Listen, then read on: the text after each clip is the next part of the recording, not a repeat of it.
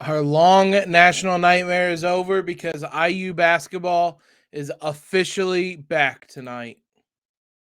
You are Locked On Hoosiers, your daily podcast on the Indiana Hoosiers. Part of the Locked On Podcast Network. Your team every day.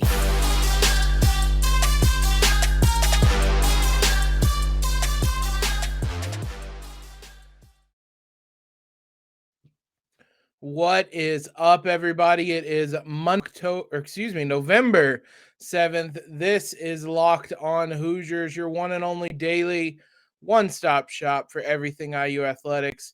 I'm your host, as always, Jacob Rude. Want to thank each and every one of you for making us your first listen every single day. Big shout out to LinkedIn Jobs. LinkedIn Jobs helps you find the qualified candidates you want to talk to faster. Post your job for free at linkedin.com/lockedoncollege. That's linkedin.com/lockedoncollege to post your job for free. Terms and conditions apply. There's no more pretending. There's no more qualifiers that it's only an exhibition game. IU basketball is officially back tonight with a real regular season game. We're going to preview that, recap Saturday's football game. A lot to dive into there. And then also talk about the women's basketball scrimmage later on in the show. But let's start off with what everybody is most excited about. IU men's basketball. They return to the court tonight against Morehead State at 7 p.m. for their first regular season game of the year. Game obviously at Assembly Hall will be on Plus. These two teams have met 5 times. The most recent and the only within the last 2 decades was back on December 5th of 2015. The 3 Indiana Hoosiers won 92-59 over Morehead State. Put up 50 points in the first half of that one. Led by the names you would expect. Yogi had 15 points. Troy Williams had 16 points. James Blackman had 15 points. Thomas Bryant had 14 points. Max Bielfeldt had 12 points off the bench. I don't think that'll be the last time we reference the 2015-16 team this season. I hope there are a lot of references to them because that was the last really good IU basketball team. So hopefully we'll be able to cite them multiple times this season, but that was the last meeting against Morehead State. Hey, last time we played them, won a Big Ten title. Maybe this is a thing we need to start doing is against Morehead State if this year ends in a Big Ten title as well. Little note from IU in their media notes before the game. IU is 25-0 against teams currently in the Ohio Valley Conference. I would hope they would be 25-0. It's a Morehead State team that was picked first to win the conference, but it's the Ohio Valley Conference. And look, the main thing about tonight is the games matter now. We've spent the last week or so talking about these exhibition games with all sorts of qualifiers of it's a preseason game, it's a scrimmage, nobody's taking this seriously. We're playing NAIA teams. We're vastly overmatching them, basically. We had so much height against both those teams. All of that was fair. It needed to be said. None of that applies. Now, this is a real game, and I am excited. I can watch this and not have to curb my excitement with any of those qualifiers that, Jalen Hood-Schifino looks really good, but he is also playing, NAIA guys. Is he going to be able to do this in a regular game? I would imagine he's going to be able to do it against Morehead State, but we won't have to imagine anymore because in a couple hours, depending on when you're listening to this, he's actually going to be playing in that game. And look, IU doesn't have a ton of time to ease into the schedule. They have 2 warm-up games before heading to Xavier for their first test of the season. So mentality change needs to happen right away. If there was anybody that was kind of maybe not coasting, but treating the last 2 games like the scrimmages that they were, that has to change right away because you need to get ready, locked in, and prepared in these two games before you immediately go on the road against a quality opponent. And that's something IU didn't do last season, hardly at all.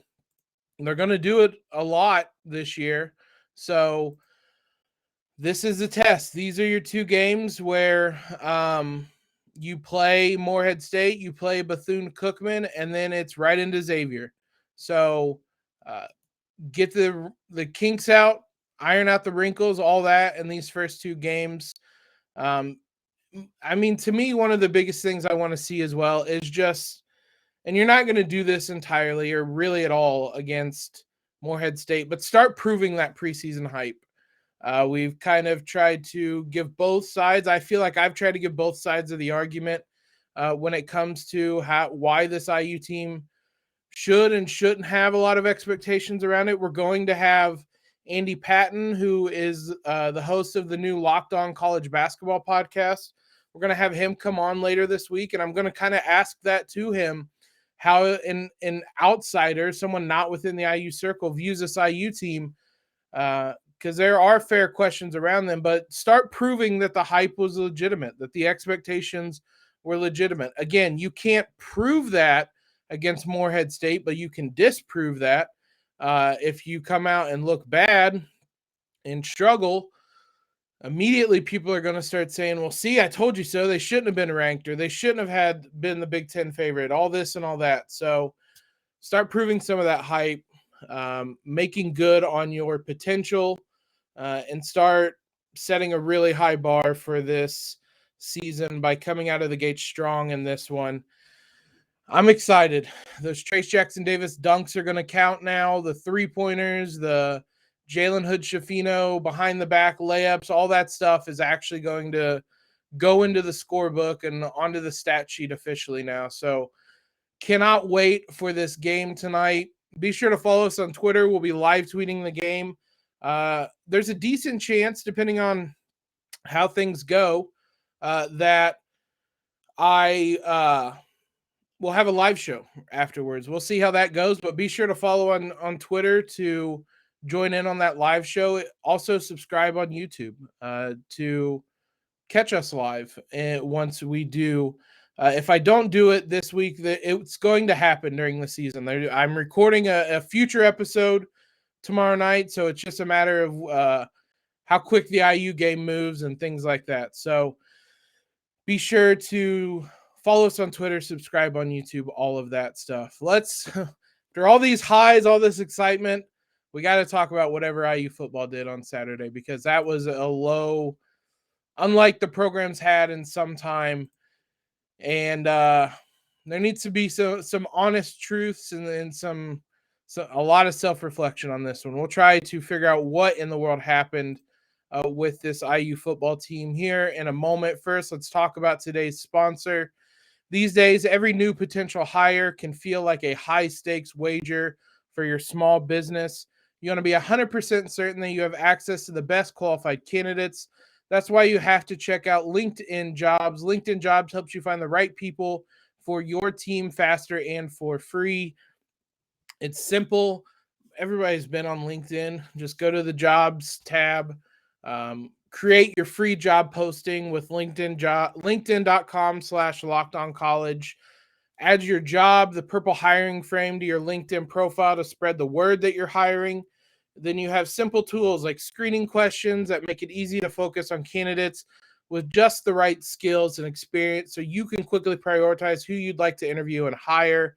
It's why small businesses rate LinkedIn Jobs #1 in delivering quality hires versus leading competitors. LinkedIn Jobs helps you find the qualified candidates you want to talk to faster. Post your job for free at linkedin.com/LockedOnJobs. That's linkedin.com/LockedOnJobs to post your job for free. Terms and conditions do apply. Big thanks again to all of you guys for making us your first listen today. For your second listen, check out Locked On Sports Today. From the games that matter the most to the biggest stories in sports, go beyond the scoreboard and behind the scenes with local experts and insights only Locked On can provide.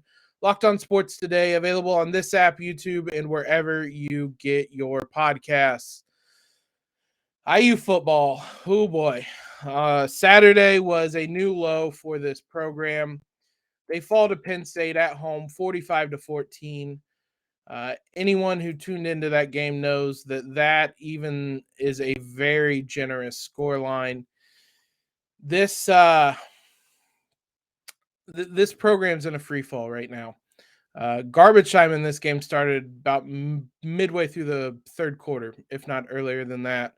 Penn State had a staggering 16 tackles for loss, 6 sacks, and 4 quarterback hurries. Neither one of those seem accurate. It felt like more of both. This was as bad as IU football has looked under Tom Allen, and it was bad last year. I'm struggling to find words. First, we got to talk about the quarterback situation. We mentioned it a couple times last week. I did a whole show on it last week, or at least a segment where we talked about apparently there was a starting quarterback change. Connor Bazelak was banged up. Now, Tom Allen said he expects him back next week. Fair. What IU did with the quarterback position is inexplicable. Jack Tuttle, who is in the transfer portal, is not going to be a part of this program in 2 months, looking at the calendar. Not even that long, about 5-6 weeks, he's gone. He's going somewhere else, not a part of this program. Inexplicably, Jack Tuttle started. Unfortunately, I have no ill feelings to Jack Tuttle. I encourage him to go elsewhere where he can hopefully start and enjoy his final year as a full-time starter. I hope that the fact that he was injured pretty early on in this contest does not impact that, because I want him to be healthy and succeed, just like I wanted Michael Penix to be healthy and succeed at Washington. But yeah, he got hurt, and Brendan Sorsby, true freshman who was not dressing early in the season, was the one who came in to take snaps after that.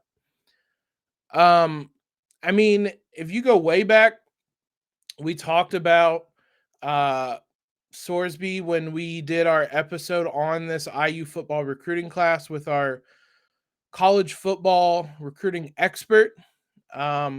He tabbed Sorsby as someone that was kind of this hidden gem in this recruiting class. He showed a couple things. He has a huge arm. He wasn't good, to be blunt. He looked like a true freshman thrown out there in a situation he wasn't ready for. 3 for 6, 8 yards, 1 interception. And at this point, well before this point, everybody was just confused where Dexter Williams was, which made it all the more bizarre that eventually Dexter Williams takes the field looking completely healthy and looking like the best quarterback of everyone that played for IU. Granted, he was doing it not against the first team for Penn State, but it wasn't even close. The offense looked best when Dexter Williams was out there. It was inexplicable in every sense. Now, Dexter Williams did have 2 interceptions. One of them was tipped. One of them was just a bad throw. It was his first collegiate snap, so I wasn't surprised by the bad throw one. The tipped one was kind of out of his control. The defense was in his face right away. Tom Allen said post-game that he views Sorsby and Williams as equals, kind of on equal footing, which we're not there to watch. We saw the evidence in the game that they weren't even close to equals in that contest. My problem with that statement is Dexter Williams was seen as the heir apparent 2 years ago. When IU went to Wisconsin for that memorable win in 2020 that Jack Tuttle started, Dexter Williams was the backup quarterback. He was the guy in waiting. He lost 2021 to an injury. You can't control that. If we are 2 years removed from that game, almost exactly, off by a couple weeks, and Dexter Williams is on equal footing with a true freshman that was unheralded and committed very late in the process, then that is a massive indictment on the development of your players within your program. Now, I don't think Dexter Williams is on equal footing with Brendan Sorsby. It doesn't matter now because Connor Bazelak's coming back, and look, that ends the debate about switching quarterbacks, because I was sitting up here telling you guys it does not matter in the least who the quarterback is. The offensive line is so bad, everyone's going to look bad. And we had 3 different quarterbacks come in on Saturday and look awful. Stop clamoring to bench Bazelak. That's kind of my biggest thing right now, is there is no quick fix to get out of this mess Indiana is in. There is no quarterback change that's going to do anything. There is no positional change that's going to do anything. Firing Tom Allen isn't an option. It's not going to happen. That is upwards of over $20 million to fire him and however much of his staff you're going to let go with. It's not happening. IU is not committing that much money. You can call them unserious. IU has put a lot of money into this program in recent years. And if you want another perspective on this, Zach Osterman wrote a really good article in the Indy Star, just kind of where do you go from here, which is the worst question you can ask as a program, but that's where we're at. But IU is not firing Tom Allen. He is going to be around. The offensive line isn't going to be fixed in 1 week, as is very evident. And this is such a systemic problem within the program that it's probably not going to be fixed in one offseason either. So this is just an all-around terrible spot. This is as bad as it's been for Tom Allen as IU coach, and for a number of years prior to that, this is as bad as it's been. I'm not sure it's going to get any prettier the rest of this year. They play Ohio State next week. That's going to be awful. And so after that, maybe you salvage something with a rivalry win over Michigan State or Purdue. It's not going to make this season feel any better. It's not going to make the outlook of the program feel any better. And like I said, this is just kind of, to steal a phrase from Osterman in that article, it's just kind of some uncomfortable truths right now. IU is in a really bad place, and there is not an easy way to get out of it.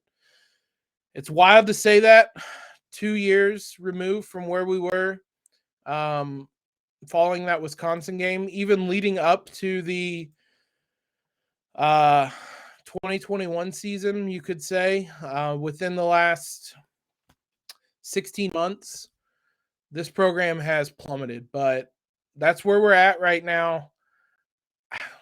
It's frustrating. It's disappointing. I don't even really have the answers at this point. It's a lot of the same stuff over and over. Like, the offensive line is just, I'm out of superlatives for it. It just is awful. Defenses are well aware at this point that if you just bring pressure, you're getting home. There is no risk there. And that's how the rest of the season is going to play out. It's not going to be pretty.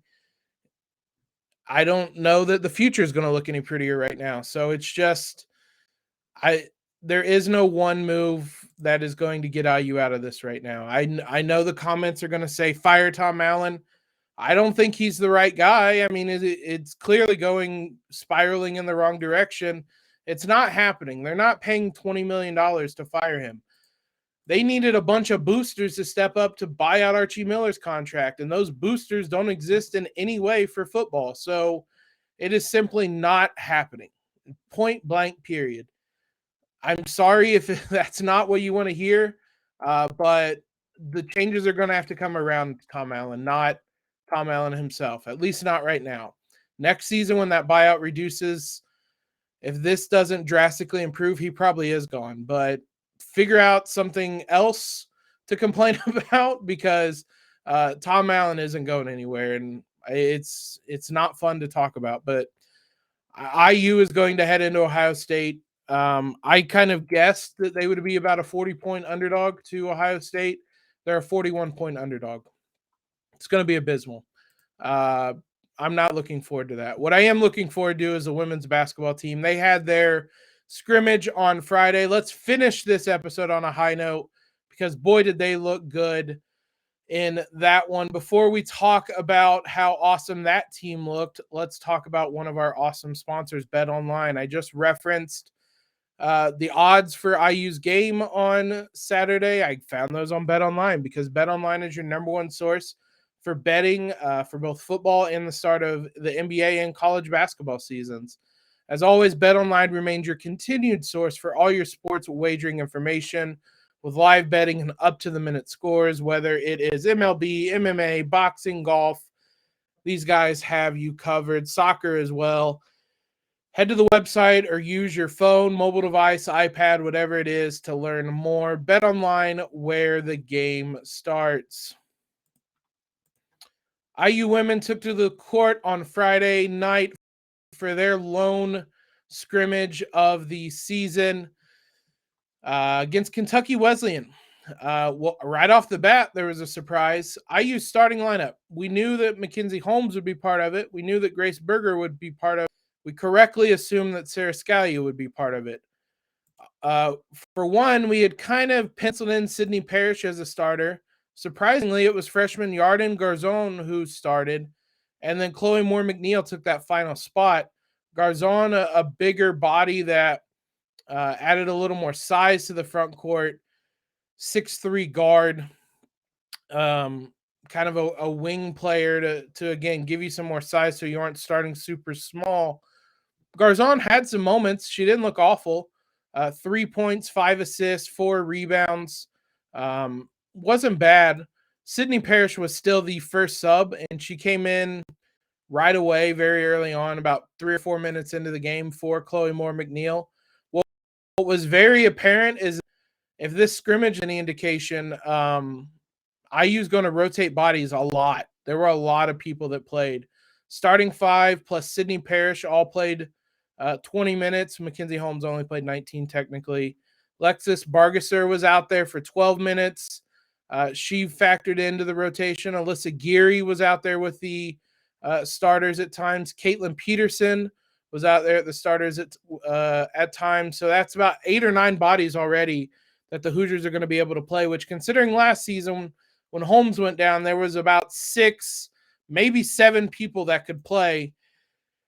It's a drastic improvement. One of the big questions as well was the defense. They pretty much looked as good as last year's defense from the get-go.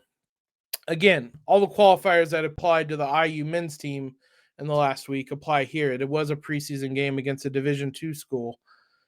But the defense was legit. Kentucky Wesleyan was forced into shooting long-range shots. 7 of their 12 attempts in the first quarter were 3-pointers. And then 7 of 12 in the second quarter was 3-pointers. So 14 of their 24 attempts in the first half were 3-pointers, and they were 4 of 14 on them. So they weren't good. They were 5 of 22 from 3 overall. They were 18 of 49 from the field.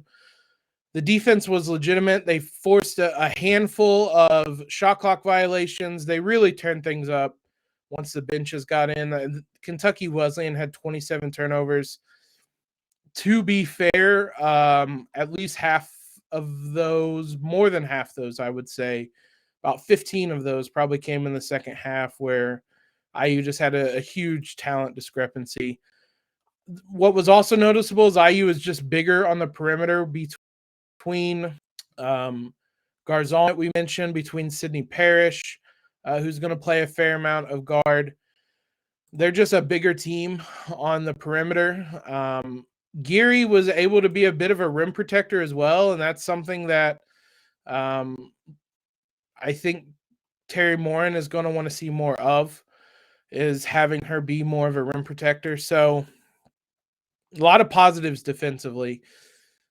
A lot of people play point guard at times. Grace Berger played a fair amount of it. Sarah Scalia, obviously. Chloe Moore McNeil brought the ball up a lot. I think all 3 of those are going to play point guard or initiate the offense at the very least at times this season. All 3 looked comfortable doing it. 9 players played in that first quarter, as I said. So a lot of bodies in early on when actual rotation players were still playing. So a lot of positives to take away from this one. Mackenzie Holmes looked fantastic, 22 points, 11 of 14 shooting. As we kind of thought, having that spacing left her one-on-one with defenders a lot, and she has way too many post moves not to win those battles against most people. Grace Berger, 16, 9, and 5, 6 of 9 shooting. As awesome as always. Sarah Scalia, 14 points, 3 of 9 from 3. Garzon knocked down a 3-pointer. Sydney Parrish, when she came in, immediately scored 5 points in the first about 60 seconds on the floor. Knocked down a 3, got a layup as well, had a couple of assists. Just all around a lot of positives from this one. They'll be in action tomorrow. We're going to preview that game tomorrow, though, but just as excited to see them play this season. Kentucky Wesleyan, here's your 2 fun facts about them. For one, something I have never seen before. They have co-head coaches. Caleb and Nicole Neiman are co-head women's basketball coaches and married. I honestly have never seen that before. That was absolutely wild.